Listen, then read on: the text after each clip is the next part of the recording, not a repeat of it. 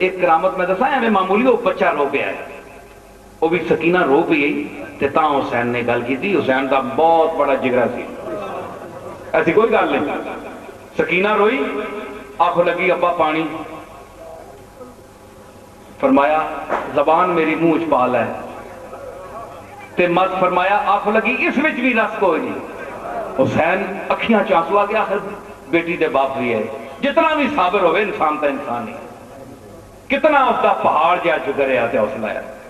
فرمایا ایک باری خیمے تو آنجی پیچھے ہوئے تے ایڑی ماری کہ آخر میں اولاد تو اس دیا نا اسماعیل دی، زمزم دا مسئلہ ہے تے اتھے کنویں پیدا ہوئے تے میری بچی مر رہی ہے، رو رہی ہے تے پانی کوئی نہیں۔ اینجے جسے لے ایڑی ماری تے چشمہ ابلیا، چشمہ ابلیا اینج کر کے پا کے فرمایا بچی لے پی۔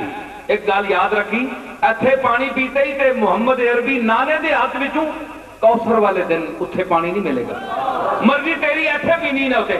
اس سکینہ دا صبر اور مقام اور ذہن دیکھتے اپنی عقل تک، اس نے اینج ہاتھ کھول دیتے، اسے آخیا نہیں میں نانے دے ہاتھ پیواں گا، اے نہیں پینا۔ ایک کرامت، ایک چھوٹی جی ایویں گل حسین نے دسی تھی، اے معمولی گل ہے، حسین دے غلام بھی کر دیں، کوئی ایسی گل نہیں۔